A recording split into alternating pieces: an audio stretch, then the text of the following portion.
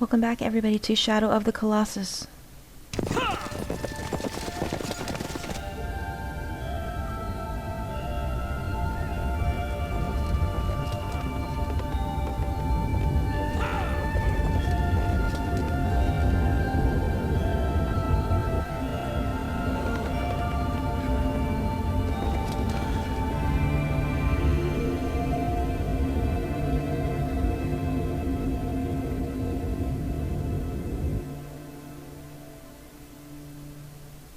That's a crazy glitch. Sorry about that.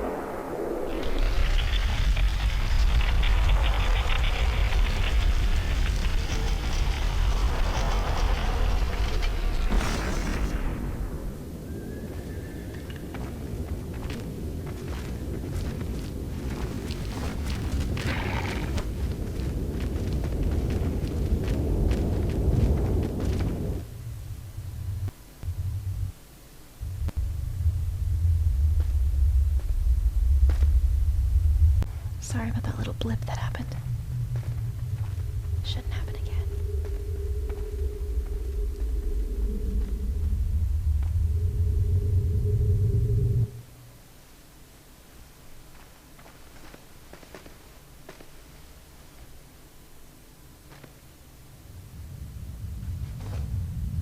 Heroes, Hemon!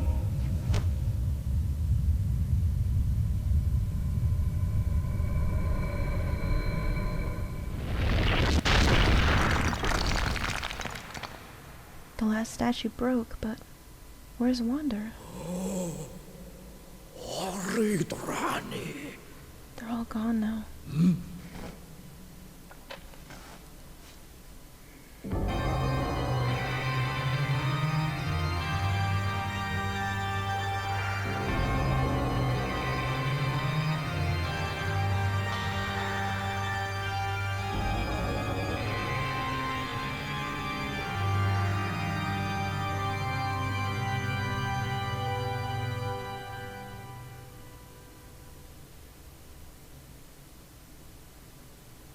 She's still asleep.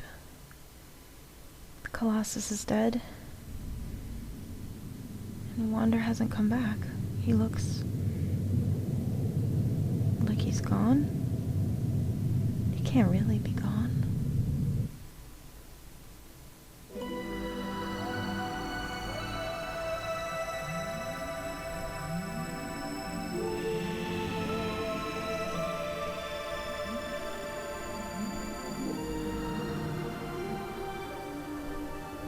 And finally get a hint at how he's been reappearing all this time.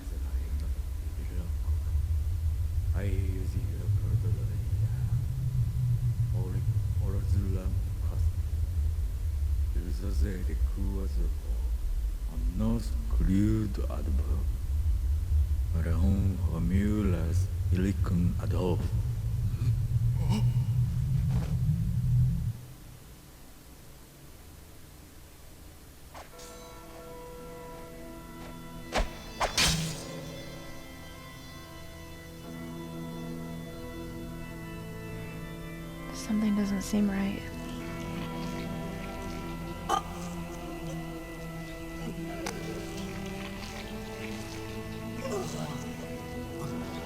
We're about to learn the serious price Wander has paid for what he's done.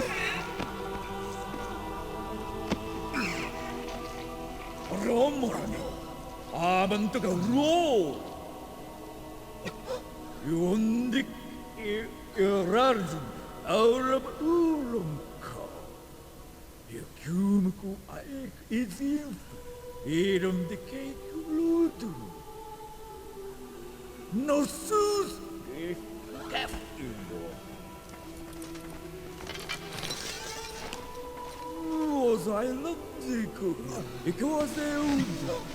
They don't understand. They don't understand why he did it. You want to lie, Ludo? Look at the Oh, poor Wander. No, you can't.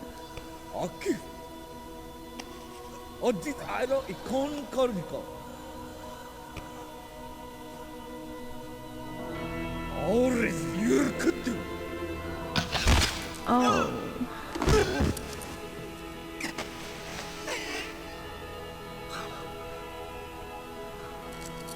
doesn't deserve this.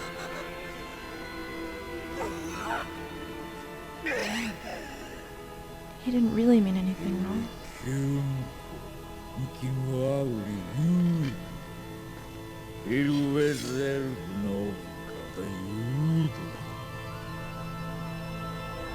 No, you can't.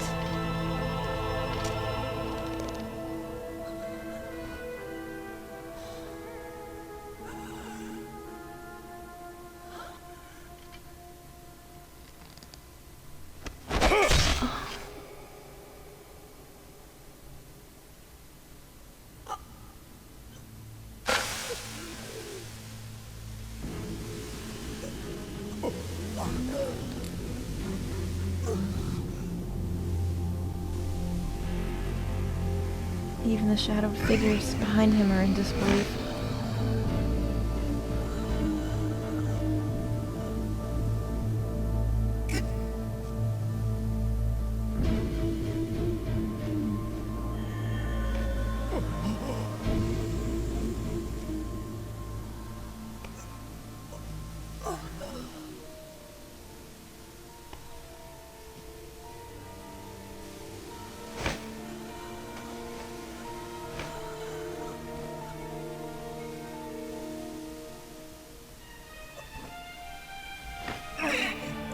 My gosh, he still remembers. He's not completely gone.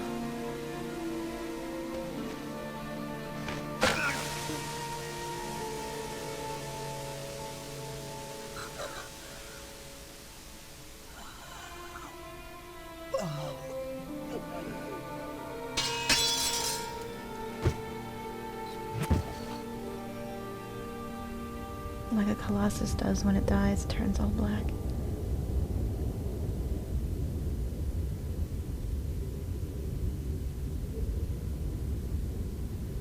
He couldn't have anticipated all this happening.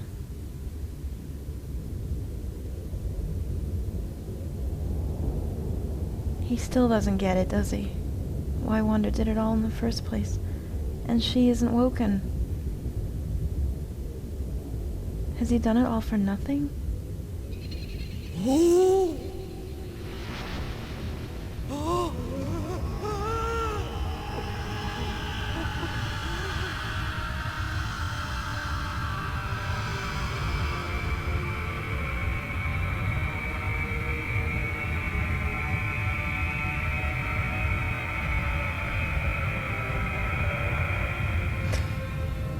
Finally, we learn.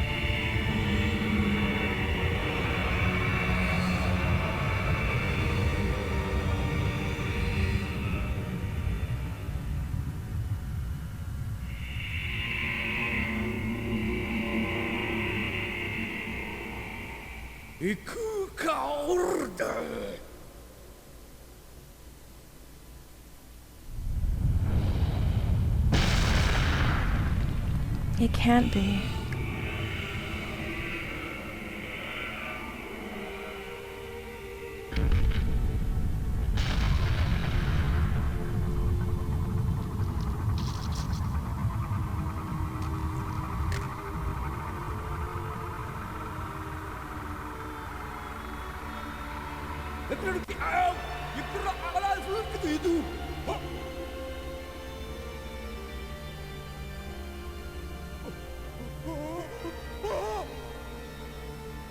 He still knows.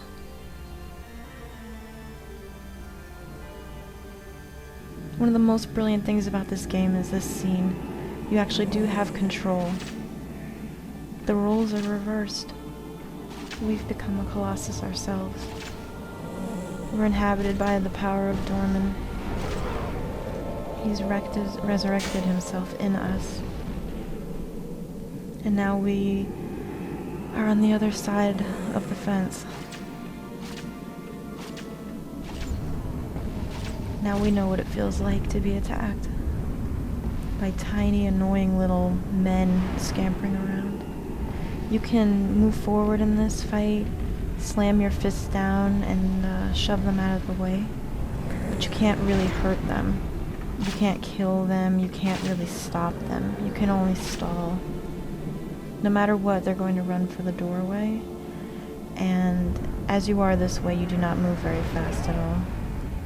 So even if you put punches directly on them, it's not going to stop them in the end, unfortunately. But how do we feel now, being in the Colossus' shoes? Arrows sticking out of us, knowing what it feels to be hunted down. And even though we're obviously large and very strong, it still seems like we don't have much of a defense. So is this what they all went through?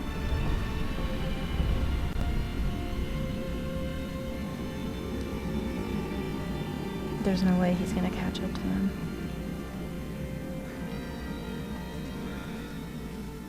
Oh, Wander.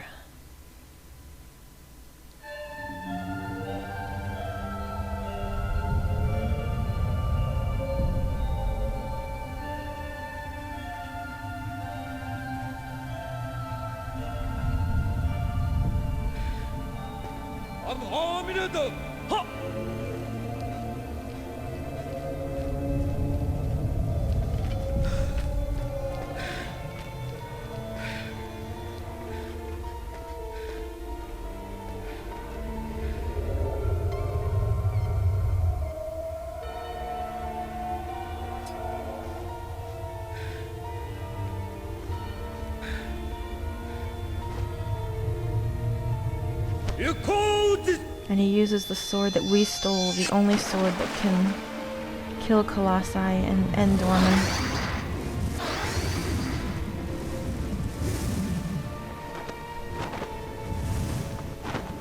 He means to destroy it and destroy us. The power of it is too much. It's literally ripping Dorman away from Wander's body.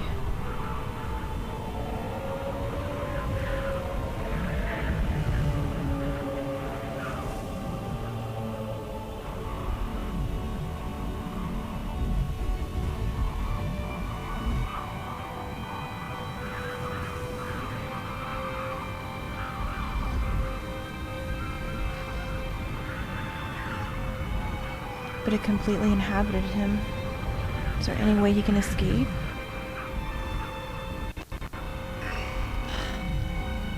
In this scene they give you a chance, but it's not really much of one. You can try to jump and fight against the wind. It's not easy, although I have seen some people make it very far to the temple, even almost as far as where Mono is lying. But no matter how far you jump and get, it's inevitable that you are going to get pulled back into the pool. It's his last struggle. He's absolutely stripped of everything. And there's no way.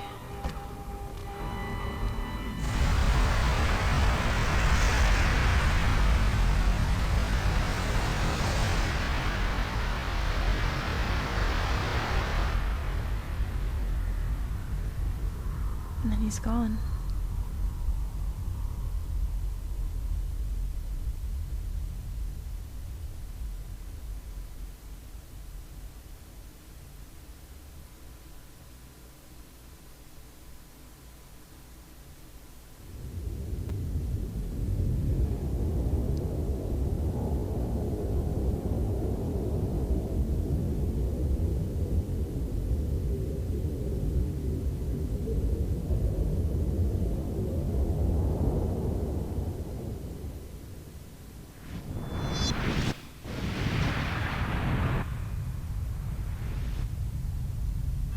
Pretty obvious what's happening here. They're sealing the place off so that nobody can get in and nobody can get out.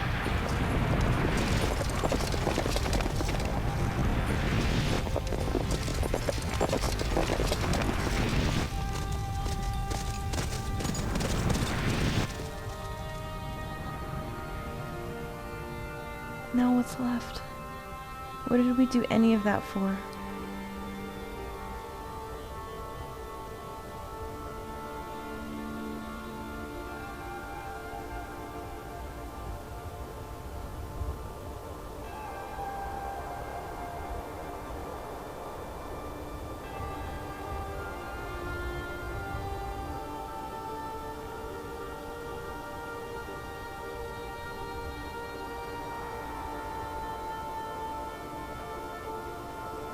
In spite of everything and all the sadness, in spite of how evil he appeared to be, Dorman kept his promise to Wander.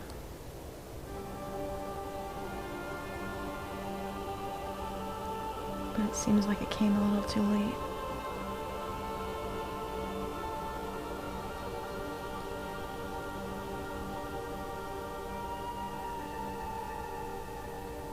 Can you imagine what's going through her head? Can you imagine just waking up somewhere and not even realizing or knowing where you are? And what's happened to you? And will she ever know what Wander went through for her?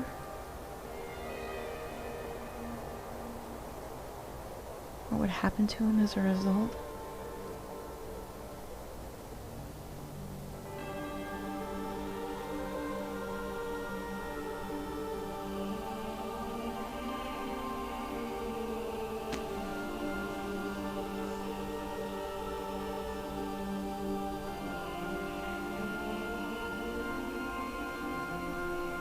She must be in complete disbelief right now. Oh, I can't even imagine.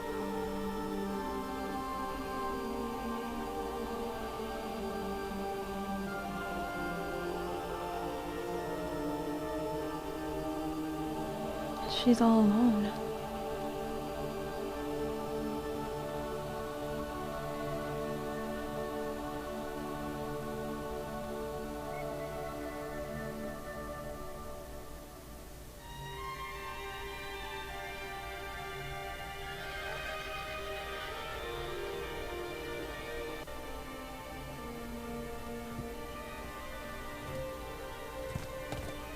Oh my god, this scene always gets me.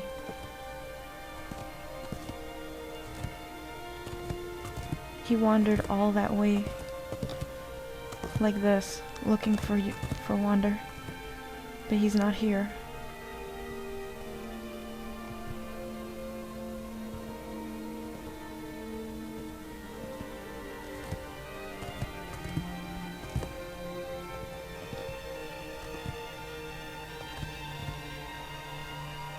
There's a lot of debate about this scene, but to me, it appears like, even though she's probably very confused, she recognizes him.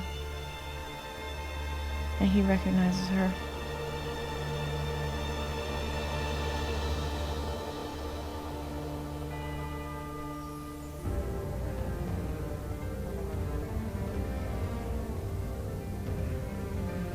And now we're left with a shot of the corpses of all the Colossi we've killed. Oh man, guys. I don't even know what to talk about. There's so much. I mean, did this game have a hero in it? Did this game have an enemy in it? Was anybody doing the right thing? A lot of people will say that the tribesmen that sealed Wander away and basically ended his life are the bad people, but can you really say that? I mean, imagine if Dorman had been let free, what would have happened to their world? It seems like a logical thing that they would want to protect, even if it meant costing Wander his life, which it already had. Do you think Wander would have done the same thing if he knew the consequences beforehand? I'm leaning to say that he would. But what is the irony of her waking up after he's gone and her being there all by herself? I mean, you would hope, you would pray that her seeing his horse would let her know that he was there and that he went through something for her. Otherwise, she would have no idea. And that's almost like the most hurtful thing of all, that she would have no idea of the sacrifices that he made for her, be them the right thing to do or not. I mean, can you really judge the human heart that way, as being right or wrong? I mean, in my mind, I think she's the actual victim in this, if you would have to choose one.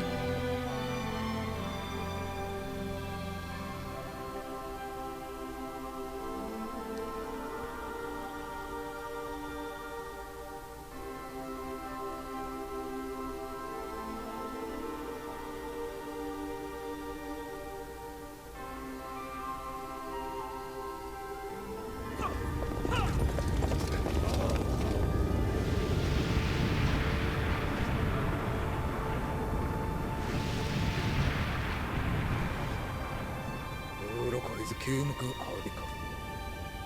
Lika uolai. Rodiu la kaya. Ona no kiudu.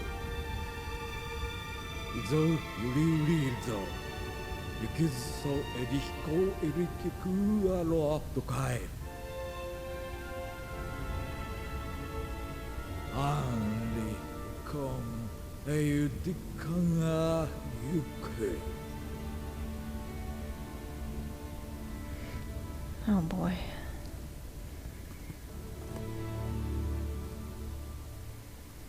Now we are left with a heavily wounded aggro and Mono the girl, all alone. And what could they possibly do now? And Aggro seems to know something in this scene. I really believe that he's leading her. He's going ahead of her. And she seems to be looking at him for direction. So he senses something.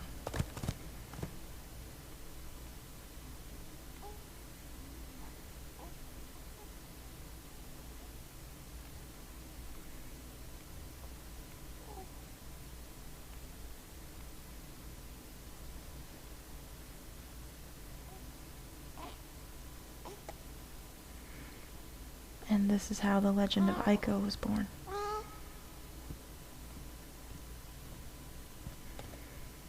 Aggro knows that that's Wander. He must know. Wander's been given a chance at rebirth. And the price he pays is the little horns on his head. Always going to be a little piece of dormant inside of him. And I believe that is his atonement for his sins. And every boy born with horns after that atones, as we will see in the story of Aiko.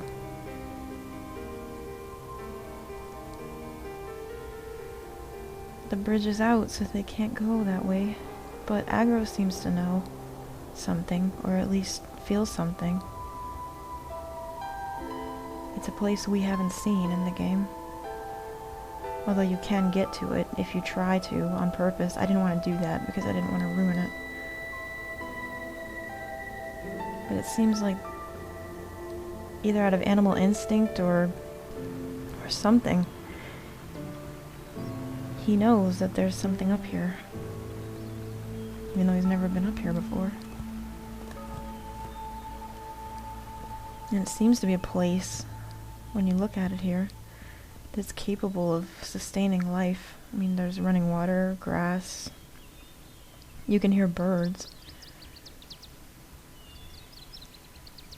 In a place that seems so barren, this has a different look to it. It even has different animals that we've never seen.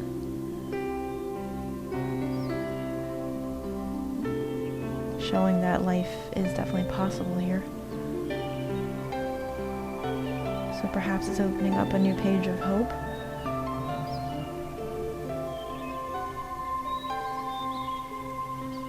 And even though he's terribly wounded, Aggro seems content here.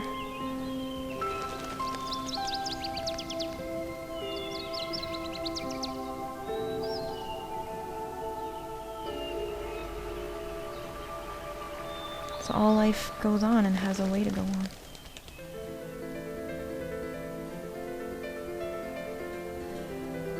Oh man, guys. I want to thank you so much for being here with me.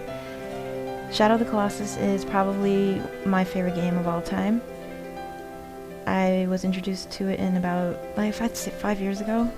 It was way after it had come out, and it has stuck with me ever since. It's such a wonderful game that really leaves everything up to you. And while it's beautifully and visual and beautifully feeling, it's your imagination that makes this so great. It's your take on the story that makes it so fantastic. I want to thank my friend Julian for helping me get this emulator running and helping me record this. Couldn't have done it without you. I also want to thank Rob for introducing me to this game in the first place. And I want to thank all of you guys for being here with me doing it. I really appreciate it. And as we are brought into this game with a hawk flying over Wander, we are brought out of the game by the hawk flying away.